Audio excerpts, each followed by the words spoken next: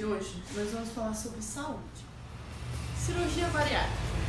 O que é esse procedimento que tantas pessoas veem como a solução da sua luta contra a barriga? Quando essa operação deve ser realizada? Será que todos os obesos podem fazê-la? Quais são os riscos associados a essa cirurgia? Hoje, no Morning Health.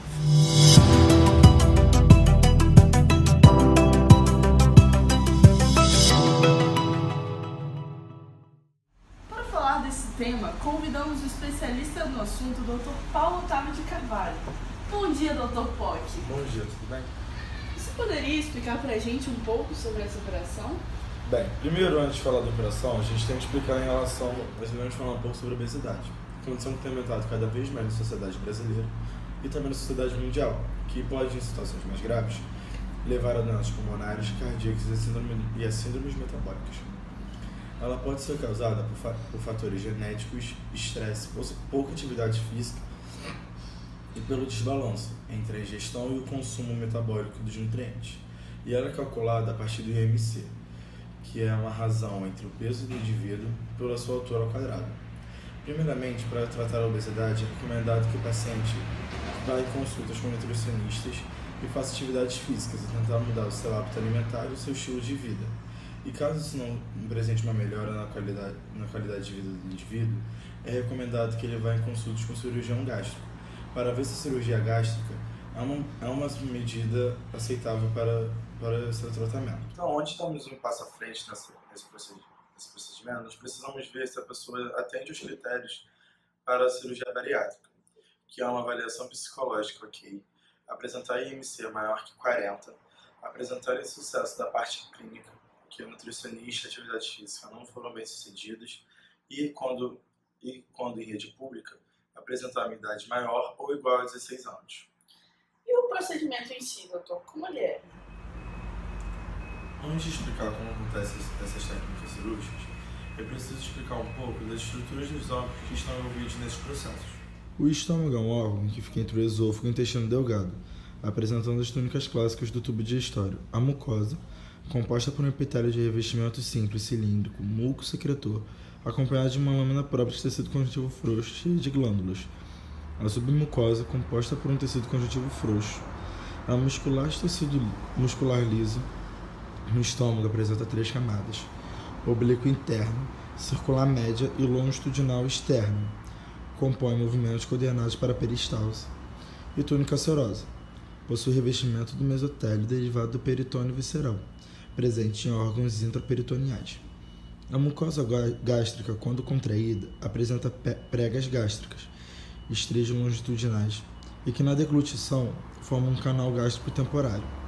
Além disso, esse órgão é dividido histologicamente em 3 regiões principais: região cárdica, região fúndica e região pilórica. Toda mucosa gástrica apresenta inúmeras glândulas gástricas, glândulas tubulares e ramificadas, que desembocam nas regiões de focetas gástricas, invaginações e meio epitélio, que ocupam toda a lâmina própria e possuem diferentes conformações dependendo da região do estômago. O epitélio do estômago produz um muco que fica aderido à superfície e forma um gradiente de pH que permite a proteção da mucosa em relação à acidez. Também apresentam junções de oclusão entre células da superfície e da fosseta, que formam uma proteção. A região cárdica apresenta glândulas da cárdea. Agora, se tratando das técnicas cirúrgicas em si, existem 4 que são utilizadas no Brasil, que elas se baseiam em serem ou restritivas, que elas diminuem o tamanho, o volume que o estômago é capaz de acomodar, ou de absortivas, em que elas diminuem a absorção e o contato do alimento com o suco enzimático, diminuindo assim a absorção de nutrientes, emagrecendo. O primeiro método cirúrgico consiste no bypass gástrico, ou também a gastroplastia com desvio intestinal em Y de Hooks. É a modalidade mais praticada no Brasil, devido à sua segurança e eficácia. Consiste no grampeamento de parte do estômago, dividido em 2 partes, uma menor e maior, somado a um desvio do intestino inicial, costurando o início do jejum à parte menor do estômago. Ela é restritiva e deabsortiva, já que diminui o tamanho do estômago e a sua absorção do alimento. O segundo método cirúrgico é a banda gástrica ajustável, que é um procedimento apenas restritivo e pouco utilizado no Brasil, pois pode apresentar problemas e complicações pela presença da prótese na cavidade abdominal. Coloque-se um anel de silicone inflável e ajustável ao redor do estômago, a fim de restringir a recepção de alimentos, diminuindo o volume da ingestão. Esse método não interfere na produção de hormônios. O terceiro é a gastrectomia vertical, ou cirurgia de sleeve, procedimento restritivo e metabólico caracterizado pela retirada de 2/3 do estômago, transformando-o em um tubo. Nesse processo, há diminuição significativa da liberação de grelina por esse órgão, fato que diminui o apetite. Não há alterações no intestino e não causa problemas nutricionais. Essa modalidade vem sendo cada vez mais utilizada devido às suas vantagens. O último modo de cirurgia é a derivação biliopancreática. Consiste em uma associação entre a gastrectomia vertical e o desvio intestinal, ou seja, remove-se 2/3 do estômago e parte proximal do intestino ligada a ele. É considerado muito invasivo e é de caráter restritivo e absortivo. Muito obrigada, doutor. Agora a gente vai falar com a nossa especialista PhD, Marie Auguste, diretamente do Instituto Cocotet, em Paris. Bonjour Monihao, bonjour Brasil, bonjour Chris. Je m'appelle Marie Auguste, doctor for the Institut Cocotet de Paris. A bioquímica da cirurgia bariátrica. A bioquímica da cirurgia bariátrica ela envolve principalmente alterações no apetite.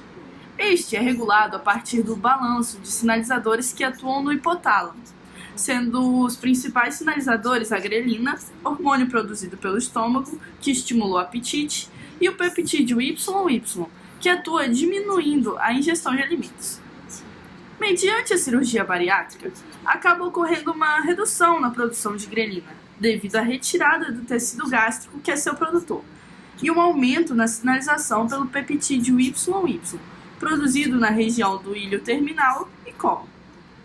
Apesar de não ser certo o motivo pelo qual há maior sinalização por essa molécula, acredita-se que, devido à redução da digestão enzimática no estômago, a chegada de nutrientes nas células da região distal do estômago acaba estimulando as células enteroendócrinas a secretar o peptídeo YY. Dessa maneira, o hipotálamo acaba sendo estimulado a ter uma sensação de apetite, mesmo mediante a menor ingestão de alimentos, resultando na saciedade e na redução de peso, sendo um dos objetivos da cirurgia bariátrica, que é um mecanismo contra a obesidade. Em relação às alterações fisiológicas, é importante citar que as cirurgias gástricas, que envolvem a ressecção do corpo do estômago, resultam na redução das células parietais, que são responsáveis não apenas pela secreção ácida do estômago, o HCl, mas também pela produção de uma glicoproteína denominada fator intrínseco gástrico, o FI, fundamentais para a absorção da vitamina B12, a cobalamina. A vitamina B12 advém da digestão de alimentos proteicos de origem animal. Inicialmente, precisa ser liberada pela proteína pepsina, mas em níveis de HCl reduzidos, não há conversão do pepsinogênio em pepsina. Esse é o primeiro problema. Além disso, após a liberação, a cobalamina é degradada pelas proteases pancreáticas, mas sua absorção depende da formação do complexo vitamina B12 mais FI. Esse complexo se adere a receptores das células epiteliais do ilho terminal, onde a vitamina B12 é absorvida e lançada na circulação. Portanto, na deficiência ou ausência ou do HCl ou do FI, a absorção da vitamina B12 fica extremamente prejudicada. Sendo assim, é necessário realizar a reposição da vitamina B12 para prevenir doenças como anemia macrocítica ou megaloblástica, neuropatias periféricas e sintomas psiquiátricos como transtornos depressivos em pacientes gastrectomizados. Muito obrigada, Marie. É sempre um prazer tê-la em nosso programa. A cirurgia bariátrica ela tem sido cada vez mais utilizada, pois ela traz benefícios não somente estéticos para a vida da pessoa que se submete a ela. Ela também traz melhoras em quadros de doenças muito comuns no nosso país. O emagrecimento leva a melhoras no quadro de diabetes tipo 2, problemas cardiovasculares, como em quadros hipertensivos e também em síndromes metabólicas. Mas não é tão simples assim, não é mesmo, doutor? A cirurgia envolve vários riscos. Sim, ela envolve... Existem diversas falhas associadas a complicações pós-cirúrgicas. Uma delas é que, logo após a cirurgia, é recomendado para o paciente uma dieta que seja de menor ingestão de alimentos. E caso ele come mais do que é sugerido, isso acaba levando à fístula esôfago-gástrica, que é um rompimento do conteúdo estomacal para a cavidade abdominal, lhe podendo resultar na peritonite. Outro problema é que, devido às alterações no tubo digestório, isso pode acabar afetando a absorção de nutrientes essenciais para o metabolismo. E isso tem que ser suplementado o mais rápido possível, para que não aconteça complicações metabólicas ou estéticas no paciente. Outra complicação é a colititise, que é a saturação da bile. Logo após a cirurgia, ocorre uma maior mobilização do colesterol do tecido adiposo. Isso pode acabar hipersaturando a bile e levando a cálculos biliares no paciente. Nossa, doutor, realmente uma cirurgia complexa, né, que pode envolver várias complicações, mas nem é só isso. Também tudo envolve a conduta do paciente no pós-cirúrgico e nos meses que vierem a partir daí, se ele não mudar o hábito de vida dele, adotar um estilo de vida mais saudável, a cirurgia por si só não tem efeito, não é mesmo? É isso mesmo, Cris. Logo após a cirurgia, é recomendado que o paciente tenha consultas agendadas com nutricionistas, para que mantenha uma dieta e um acompanhamento nutricional, sempre visando manter um peso adequado. E além disso, que ele pratique também atividades físicas constantes. Também é importante o acompanhamento psicológico, não é mesmo? Isso mesmo, Cris. Como falamos, o acompanhamento psicológico é essencial nesse processo. Muitas vezes, o ganho de peso vem associado com distúrbios psicológicos, a exemplo da ansiedade. Para isso, é essencial que tenhamos um profissional da área sempre acompanhando o desenvolvimento do paciente nos meses após a cirurgia, para ajudar o paciente a lidar tanto com as mudanças emocionais quanto físicas que o seu corpo vai se submeter. Muito obrigada, doutor Pock. É sempre um prazer ter o senhor aqui no nosso programa. Muito obrigado, Cris, pelo convite. Agora, para encerrar, nós vamos mostrar esse relato de uma pessoa que superou as adversidades da cirurgia bariátrica e tirou o melhor desse processo. Bom, gente, sou o Guilherme Carrijo, atual M12, a pedido do pessoal aí, vou tentar explicar um pouquinho de como foi a minha experiência com a cirurgia bariátrica. Guilherme, por que você decidiu fazer cirurgia? E foi uma questão de indicação médica ou uma questão pessoal? Foi por indicação médica. Na época eu estava com um IMC de 42, quase 43 litros. Pesava 146 quilos, então era uma indicação absoluta mesmo, porque eu tinha já tentado várias dietas, já tinha tentado mudança de estilo de vida e tinha dado certo. Você precisou de acompanhamento psicológico? Apesar de ter feito a cirurgia pelo convênio médico, a gente teve, como era meio que o começo da cirurgia naquele serviço, eu fui acompanhado por uma equipe multidisciplinar. Eu tive um acompanhamento prévio à cirurgia de 6 meses, com psicoterapia, psicólogo, psiquiatra, nutricionista, educador físico e o pessoal da cirurgia. Depois da cirurgia mesmo eu tive algumas reuniões, mas foi um pouco mais espaço. Como é a preparação para a cirurgia? Sabe qual foi o tipo de cirurgia que foi realizado, o método? Bom, a minha cirurgia foi a FOB Capella, primeira versão, né, que é o bypass gástrico Y de Roux, com o anel constritor superior. O preparo da cirurgia, o preparo que eu tive pelo convênio foram esses 6 meses obrigatórios de psicoterapia, de acompanhamento com a equipe multidisciplinar. E o preparo pré-cirúrgico em si, não sei se cabe nessa parte. Não sei se é isso que vocês querem saber. Pode falar, o preparo pré-cirúrgico também. O preparo pré-cirúrgico em si foi parte de meia compressiva antes da cirurgia, imediatamente antes da cirurgia, e jejum. Foi internação no dia anterior. Você teve alguma complicação médica na cirurgia? Eu tive uma deiscência de 2 pontos, mas fora isso, nada. E como foi o pós-operatório? Olha, A minha cirurgia foi de campo aberto, não foi por vídeo.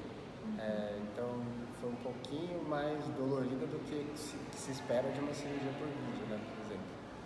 Mas de verdade eu achei uma recuperação tranquila, foi um pós-operatório relativamente tranquilo. A parte mais difícil que na época eu vivenciei foi a restrição dietética mesmo, porque como naquela época a restrição era absoluta, eram só líquidos claros e filtrados até 30 dias. Agora mudou um pouquinho, né? Mudou para pastosa, já com 15 dias você consegue ter introdução alimentar. Principais mudanças na vida social pós-cirúrgica? A principal mudança foi a quantidade de comida e a parte de eu não sentir fome. É uma coisa que isso aconteceu comigo, não acontece com a maior parte das pessoas. Eu não sinto mais fome, eu sinto vontade de comer. E por várias vezes eu esquecia de comer, principalmente quando eu estava sozinho. Às vezes eu estava, sei lá, fazendo alguma coisa em casa, eu esquecia de comer. Então eu tive alguns momentos meio esquisitos de ficar muito tempo sem comer, dar um pouquinho de tonteira, alguma coisa do tipo. E no convívio mesmo, a coisa que eu percebi foi a diferença que eu tive que ter na relação entre ver o que eu quero comer e o que eu realmente conseguia comer. Então antes eu fazia um prato normal. Aí agora, depois da cirurgia, eu fazia um pratinho assim. Eu comia 50 gramas por refeição no começo, era muito pouco. Então acho que essa adaptação foi a mais difícil. Mas depois de uns 3 meses já estava tudo tranquilo. Você ficou satisfeito com o resultado? Extremamente satisfeito. Faria tudo de novo se fosse necessário. Eu consegui perder ao todo, no menor peso que eu cheguei da cirurgia, que foi 8 meses depois, eu perdi 100 quilos. Depois eu recuperei e voltei e estabilizei num platô de 84 quilos. Então, pra mim foi tranquilo. Muito boa a cirurgia, muito boa. Você tem uma restrição, um novo estilo de vida? Você precisa fazer algum tipo de complementação na alimentação? Vitamina, alguma medicação? Sim, a única restrição que eu tenho, e não é uma restrição absoluta, é em relação a doce. Já tive alguns episódios de dumping, síndrome de dumping. Eu só tenho com doce. Tipo, é meio aleatório, pode ser uma quantidade pequena ou pode ser uma quantidade grande, varia muito. Em relação às vitaminas, eu faço complementação diária com polivitamínico e a cada 3 meses eu sigo 3 ampolas de citoneurin 5000, que é o complexo B, né? B1, B6 e B12. Você tinha alguma doença associada? Por exemplo, diabetes ou hipertensão? Não tinha nada. É isso, Guilherme. Muito obrigada. Nada, gente.